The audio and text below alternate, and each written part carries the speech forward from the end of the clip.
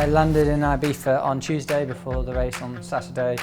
I thought give myself a bit of time in the sun. It's a really easy flight from Leeds, which is cool. Just going to put the tri-suit on for a bit of a test. New suit, so I haven't worn it yet, so yeah, just get it wet and stretch it out a bit, and then I'll take it off for a bit of a main set.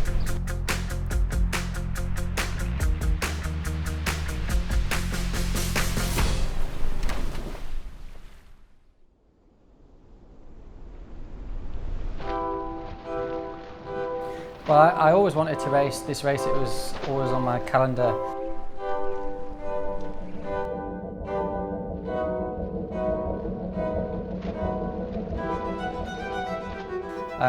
When I had a bit of a niggle in early March,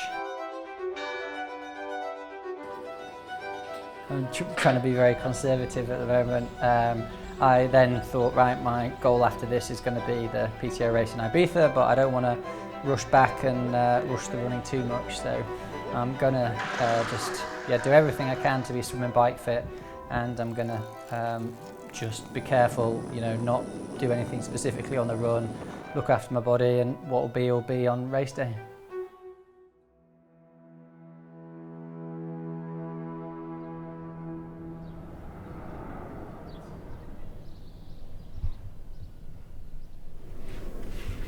How was your first day in Ibiza?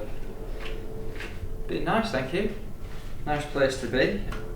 Nice to see the sunshine, and yeah, it's good.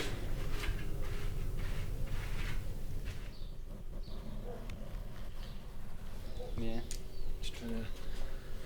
So is it just that when you turn it, it goes? It just not carries great, on yeah. Spinning. Right, cheers. Everyone goes out. Are you going to leave the key in the box? No, I'm going to lock you out and not let you back in. On Thursday, I had a bit of training to do in the morning, a little bit of intensity on the bike.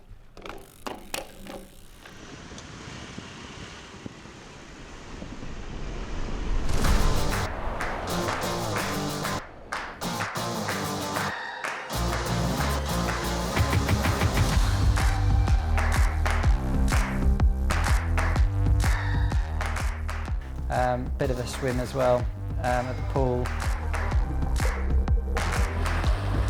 but then the afternoon was taken up by interviews with the media and various things, and I think that's one of the things that the PTO are doing a great job at pushing, getting the athletes and the event into the media to try and reach those new fans of triathlon, which is what it's all about, and very cool. So very happy to play my part in that.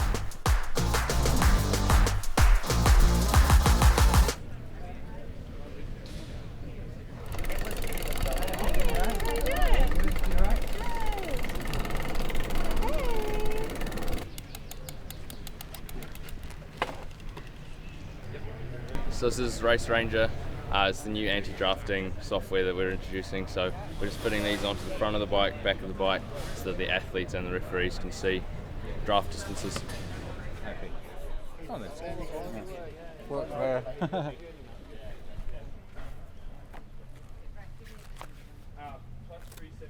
I'd kill you. Yeah. Exactly. It's pretty nice, isn't it? But I thought it'd be more later, but it's dead flat. And drinking a sweatsuit. It's a good place, isn't it? Yeah. It was not wetsuit for the aquathon. I know they have different rules. What are the rules? I was thinking that. I don't know. I think they follow World Triathlon. What is it different because it's longer? Yeah, over 1,500 I think.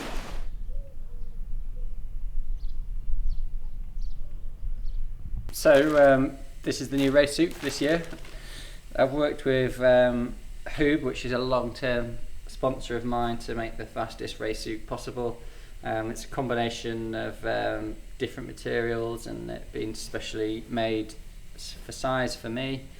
Yeah, it's nice. Hopefully really fast, really comfortable. I've made it as comfortable as possible so it doesn't chafe or cut me up anywhere.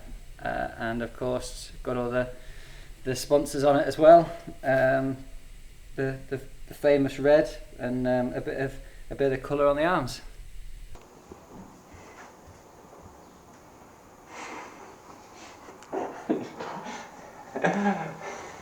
What's wrong? Oh no, do you need help yet? I can't work this little thing. How does it work? How do you do that? I just put it on. And then you need to use this one to smooth. Oh, there you go. There you Thank you. go. Pleasure.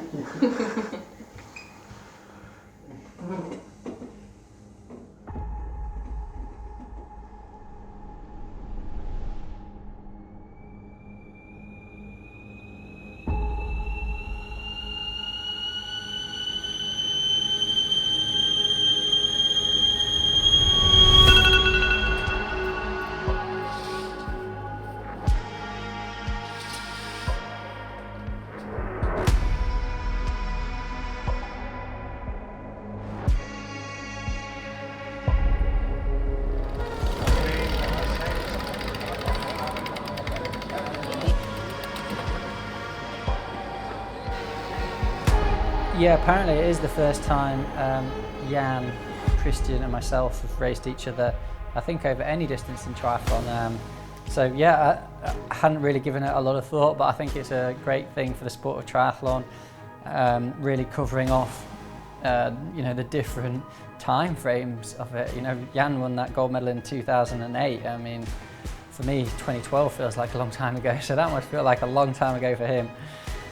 But yeah, great that he's still racing, that he's still trying to win the most competitive races as well, and that Christian's there, and I think it'll be great to see how the race pans out.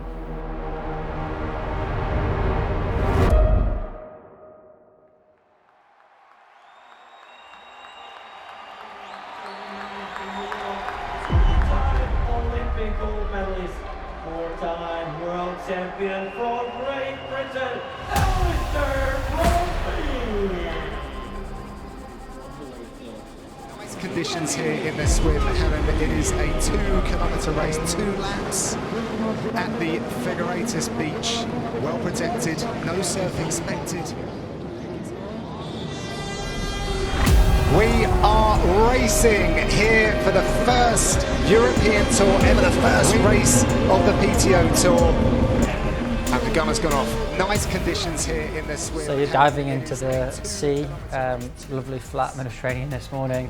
I was either a bit slow off the start or something, or someone jumped on top of me, but I actually had a really tough first few hundred metres getting out there. Had to swim round, felt like I had to swim around loads of people who were swimming really slow after maybe going off too hard, but got out, and by the time I'd gone around the second or third buoy, I'd worked my way up and then got into third position, and I knew I was on Jan's feet there, and I knew Aaron was leading, so I was pretty happy. I thought I'd be able to maybe push the swim on as well, but to be honest, it felt like Aaron was swimming really fast in the front there, so I definitely couldn't have speeded it up.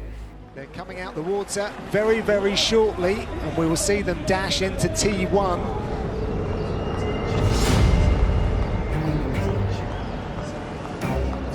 The next is now out at 40 seconds back.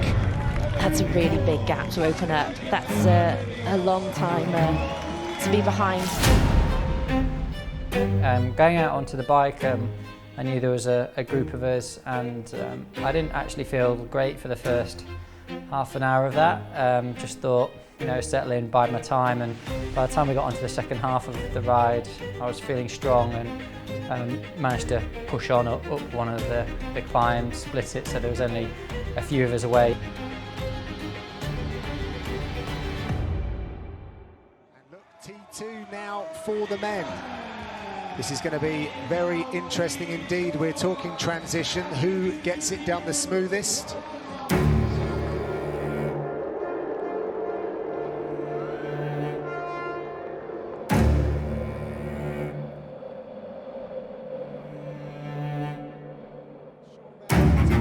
I felt pretty good for those first 2 or 3K, and when I first started seeing the splits back to the guys, I thought, this must be fast. One of the things that I haven't done enough of is that kind of tempo running, so I don't really have a feel of what that pace maybe should be like, or as much as I would normally.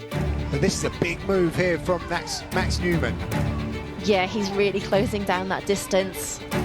it was hovering, wasn't it? It was hovering around that 20 seconds, but he's closed it down so quick, put in a big surge to get to the shoulder of Alistair Brownlee. Max Newman running side by side with Alistair Brownlee. They are the front runners in the race.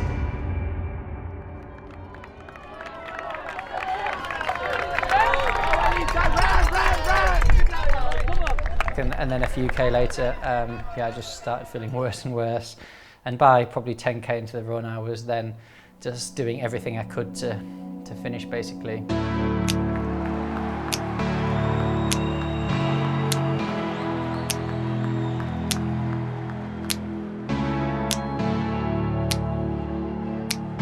Obviously, I raced to do well and try and win, but I knew it was going to be tough today. Often there's not loads of run training, so I'm actually quite pleased just to, stand on a start line, race hard, be able to push my body as hard as I can.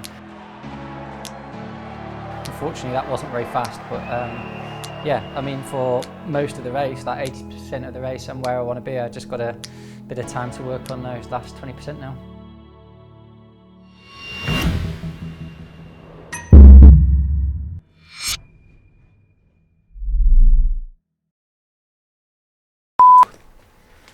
That's a very uncomfortable chair. It is? Yeah. That's right. Oh, that's a good chair.